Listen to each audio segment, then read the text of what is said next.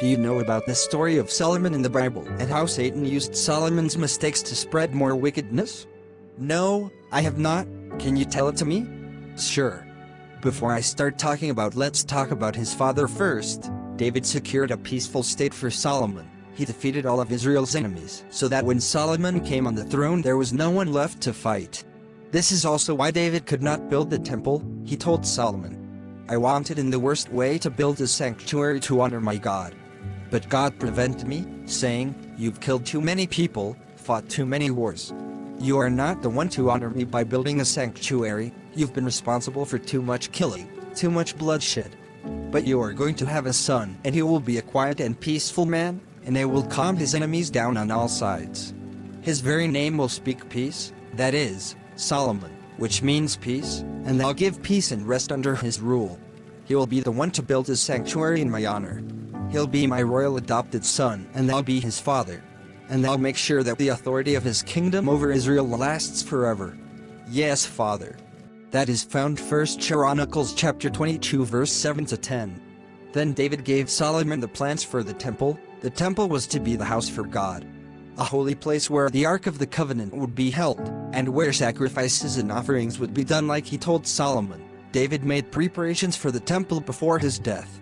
He gathered all the strangers that were in the land of Israel. He had them gather stones for the building. He prepared iron for the nails, and brass, and cedar trees in the abundance. David took care of much of the preparations, being wise and knowing that Solomon was young and inexperienced, and the house that was to be built for God had to be exceedingly magnificent, a flaming of glory throughout all countries, so he did much of the beginning groundwork. David was a good king. His reign over Israel lasted for over 40 years. From this, Solomon's kingdom was firmly established, so Solomon was now king. God appeared to Solomon in a dream and said, "Ask and I will give it unto thee." And Solomon said, "Thou hast shewed unto thy servant David my father great mercy, according as he walked before thee in truth, and in righteousness, and in uprightness of heart with thee. And thou hast kept for him this great kindness, that thou hast given him a son to sit on his throne, as it is this day. And now, O Lord my God, thou hast made thy servant king instead of David my father, and I am but a little child, I know not how to go out or come in. And thy servant is in the midst of thy people which thou hast chosen, a great people, that cannot be numbered nor counted for multitude. Give therefore thy servant an understanding heart to judge thy people, that I may discern between good and bad, for who is able to judge this thy so great a people?" And God said to Solomon, "Because thou hast asked this thing, and hast not asked for thyself long life, neither hast asked riches for thyself, nor hast asked the life of thine enemies, but hast asked for thyself understanding to discern judgment. Behold, I have done according to thy words. Lo, I have given thee a wise and an understanding heart, so that there was none like thee before thee, neither after thee shall any arise like unto thee. And I have also given thee that which thou hast not asked, both riches and honor, so that there shall not be any among the kings like unto thee all thy days. And if thou wilt walk in my ways, to keep my statutes and my commandments, as thy father David did walk, then I will lengthen thy days." That is found in 1 Kings chapter 3, verse 6-14.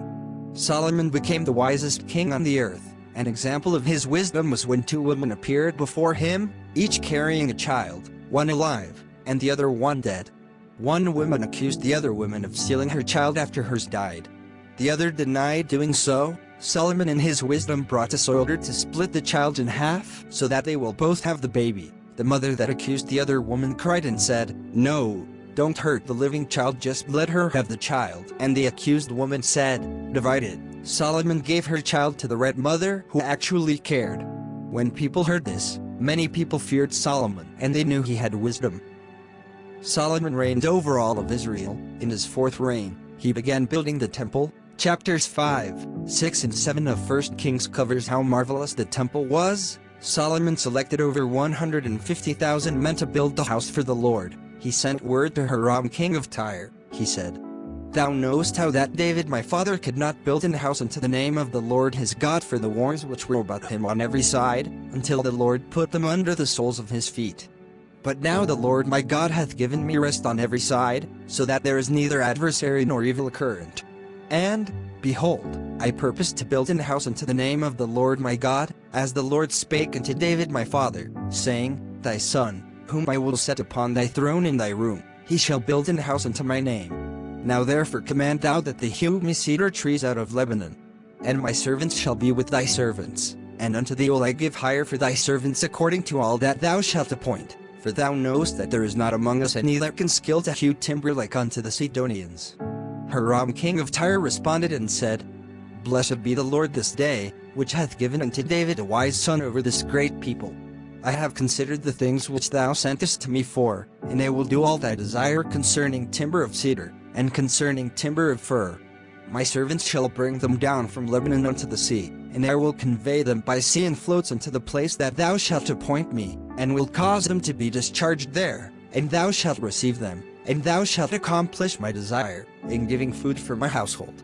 The man he sent was Hiram Abief. He was a master mason, and his story is the center core and inspiration of Freemasonry. I'll talk about it later. Let me continue the story. The building of the temple was massive. You could read about glorious it was in 2 Chronicles chapter 3.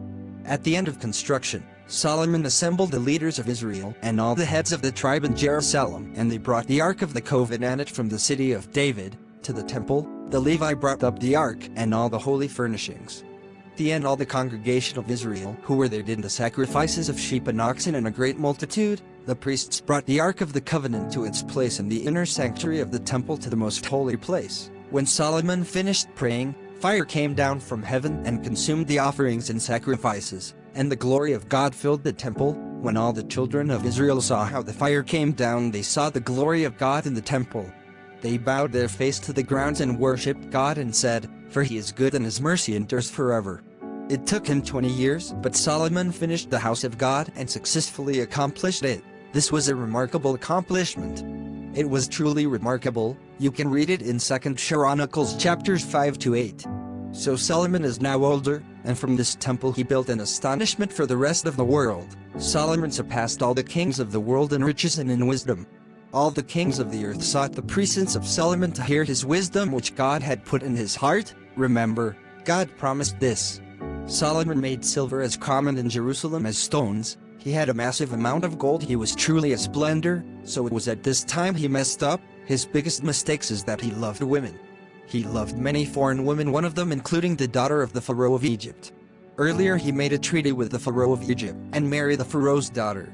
He was not supposed to do this. He did not need a treaty. God was their protection. But as his status and splendor grew, he took on more wives and concubines, women of the Moabites, Ammonites, Edomites, the Sidonians and the Hittites. He took these wives from the nations at whom God said not to marry. He told them, Ye shall not go into them, neither shall they come in unto you, for surely they will turn away your heart after their gods. That verse is found in 1 Kings chapter 11 verse 2. But Solomon's flesh was weak. He had 700 wives and 300 concubines. These wives turned Solomon's heart away from God. His heart was not loyal to God, just like his father David. He went after the gods of the Gentile nations, like Asheroth of the Asadonians. Asheroth was the name of the moon goddess of the Sidonians or Phoenicians. This is the pagan structure of Father God, Mother God and Son of God. Solomon did evil in the sight of God. He built high places to worship Shamash, the abomination of the Moabites, and to Moloch, the abomination of the people of Ammon. He did this for all his wives and concubines. God told Solomon, and said, Forasmuch as this is done of thee, and thou hast not kept my covenant and my statutes, which I have commanded thee, I will surely rend the kingdom from thee, and will give it to thy servant.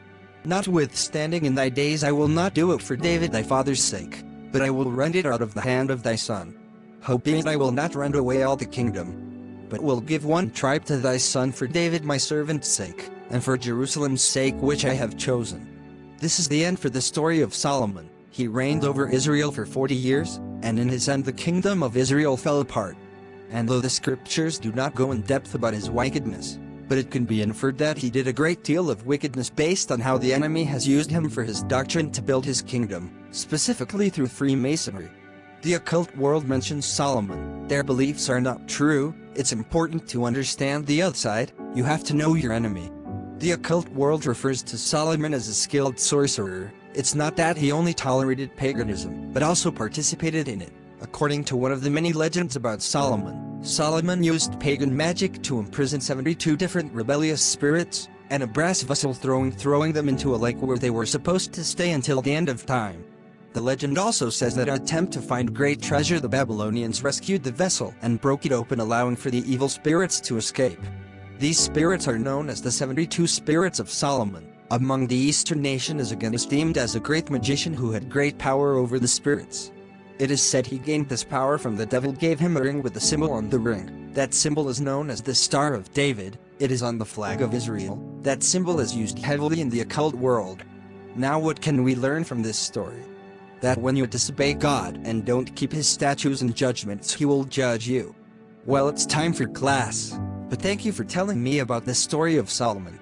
You're welcome. Thanks for watching.